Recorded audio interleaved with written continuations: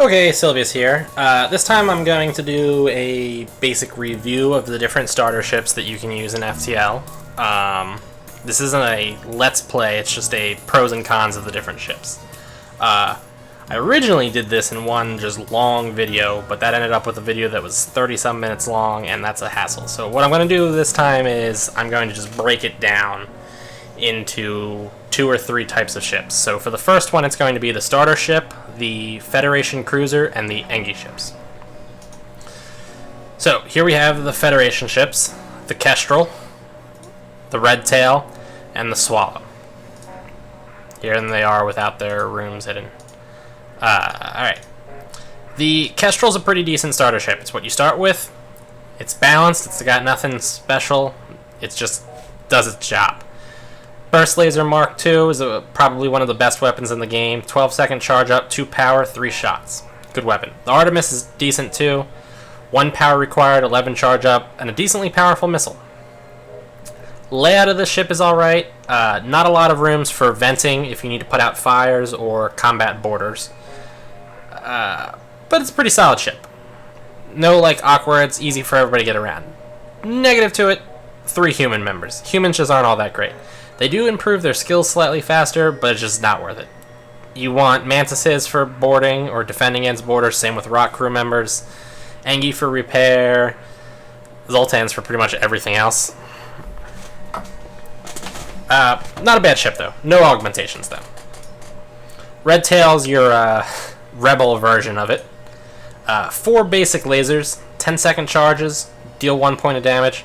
When you have 4 of them, and it starts with 4 weapons control, which is nice too, they can really mess up an enemy ship, because you're talking 10 seconds into it, less if you've got a guy on weapons, and you do. You're looking at a volley of lasers that will probably knock out whatever weapons the enemy has at the beginning. Your crew's not bad. You still got the unfortunate of 2 humans, but a Zoltan crew member is amazing, probably the best crew members, and then a Mantis for helping defend against borders and stuff like that. Good venting options. I actually kind of like the layout of the ship. The only problem is these 2 vents and these 2 vents open up into rooms that you have people in and that they're using, and it also sandwiches this room. But all in all, it's a pretty good ship. If I had to point out another problem with it is, it's once you start removing the basic lasers for new types of weapons, 4 basic lasers is good. 2 basic lasers and some kind of missile on a 14-turn cooldown and a beam weapon is a little awkward. It's really synergistic at the beginning, though. Also really good for leveling up your weapon skill for your people, too.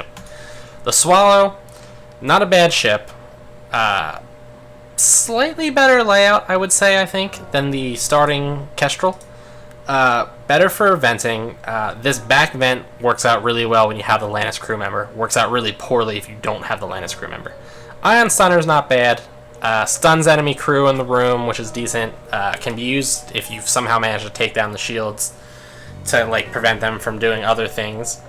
Dual laser's not bad. 2 shots on a 10-second cooldown for 1 energy, literally twice as good as the basic lasers from the Red Tail. I'm not a big fan of Lannis crew members. They're okay by themselves, but they're awkward and lack synergy with other crew members. You can't get them all in the same room.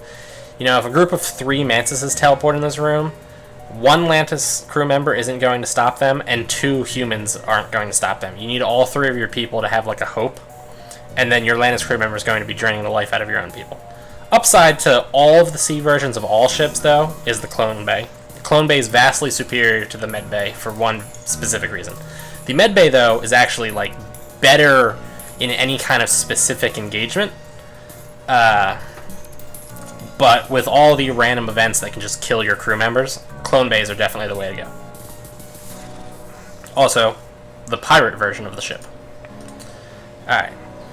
I'm going to skip the Engi one real quick and go to the Federation cruiser, just so that we can get those out of the way. The first version, the Osprey, Burst Laser Mark II, great weapon. You've got the artillery beam, which is the gimmick of this ship. It's not great until you upgrade it at least 2 times. 50 and 40 seconds is just too long to really be relevant. 30 is still kind of long, but 20 is really where it's at. You can upgrade that to 20, which is only 160, plus the, I guess, 3 additional energy you'll need. It's not that hard to do. It makes it really worthwhile, though. And the artillery beam is actually really powerful. Deals a lot of damage, pierces through all the shields, is random, but you're going to hit something important on the enemy ship. And the burst laser Mark II just, makes it even better. Rockman, slow, but not bad. Immune to fire. Mantis, great for anti-boarding maneuvers.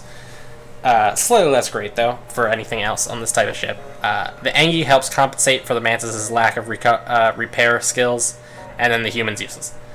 One of the things I'll say about this ship is I would take the Rockman out of weapons and put him on shields. And I would take the Engi and put him on weapons. The reason for this is, if you have boarders teleport over here, you basically want to use your Rockman and your Mantis to take care of him. But your Rockman's over here, and he's slow. It's going to take him forever to get over there. And you don't want your Mantis fighting them solo, so you're going to pull your Mantis out of the room, and by that time, your engines are going to be damaged, or possibly down. If your Rockman's in the middle, it's a little easier for him to get wherever he needs to be. If your Engi is over on weapons, anything on your ship that can take a missile hit, weapons are probably the worst thing to take a missile hit and go down. So you want them repaired as fast as humanly possible, which means Engi on weapons. If boarders teleport anywhere else, also, you can easily take your Mantis away from engines and put him somewhere else, because the bonus to engines isn't all that important. At least not compared to making your weapons fire faster. Other version, Nisos, who knows. Dual lasers, again, not bad. Lido, kind of bad.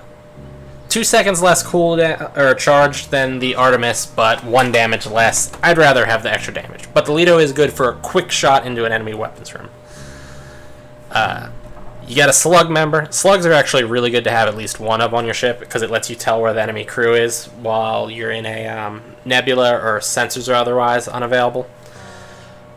They're also immune to mind control, not that that's super important.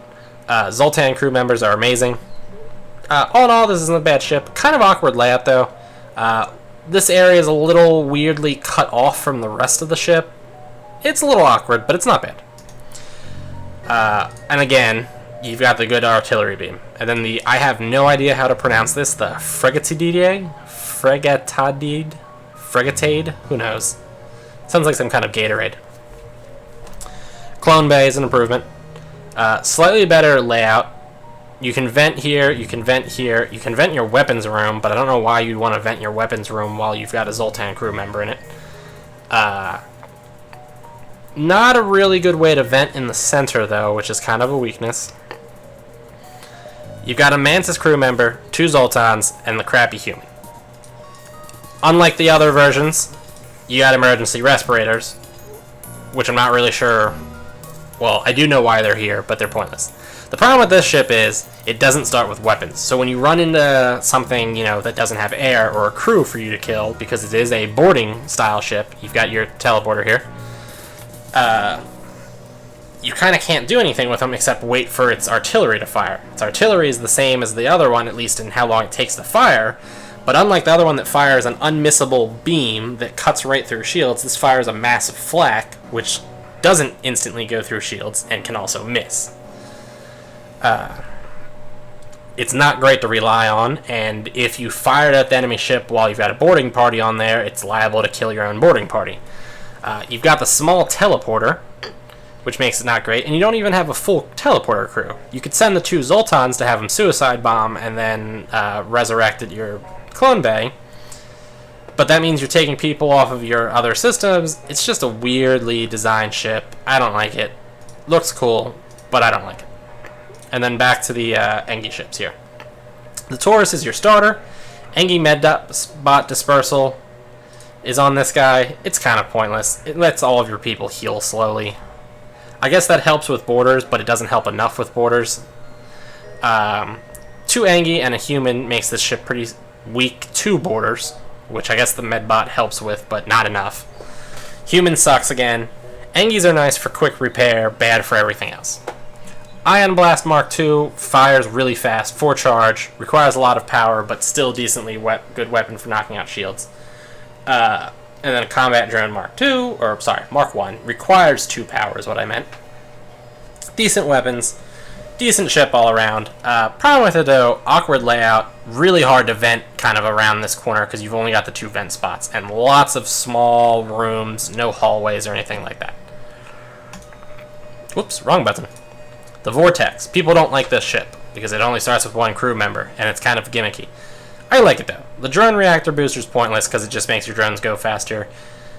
If you're relying on those drones, you kind of have a problem in the first place, but I don't know. I would sell the drone reactor booster right off the bat to get things that actually make the ship worthwhile.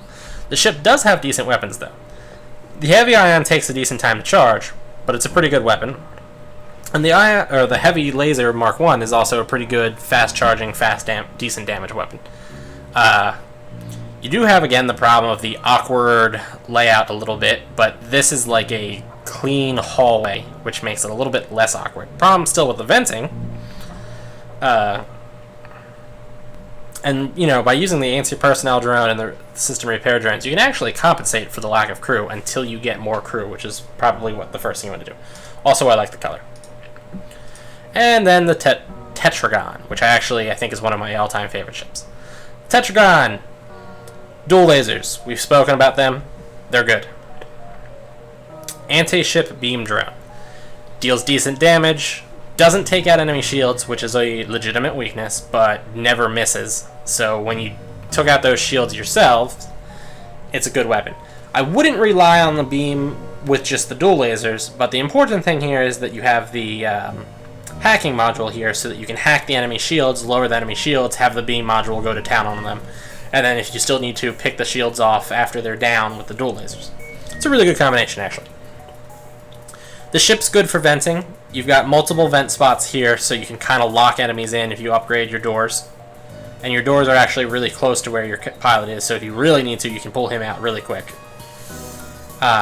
You've got an internal vent over here, which helps, and you've got a vent down here. So everything's pretty close to the venting.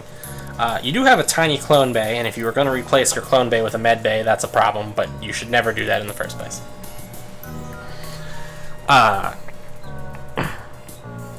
The thing that sells this ship, though, is the defense scrambler.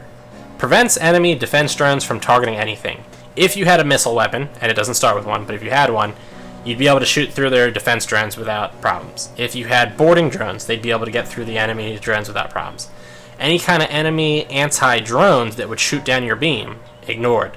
Also ignores your hacking module when it goes over. It's an amazing augment. It's one of the best if you can make use of it, obviously. It's right up there with like the weapons pre-igniter in use. You do have a Atlantis crew member, which I'm not a big fan of, as I've mentioned, but otherwise, this is one of my favorite ships. Alright, so that is the starting ship, which I honestly don't know what it's called, the Engi ships, and then the Federation cruiser. And that's going to be it for this video. The next video is going to be the Zoltan ships, and the Manta ships, and the Slug ships, I suppose. Alright, thanks for tuning in.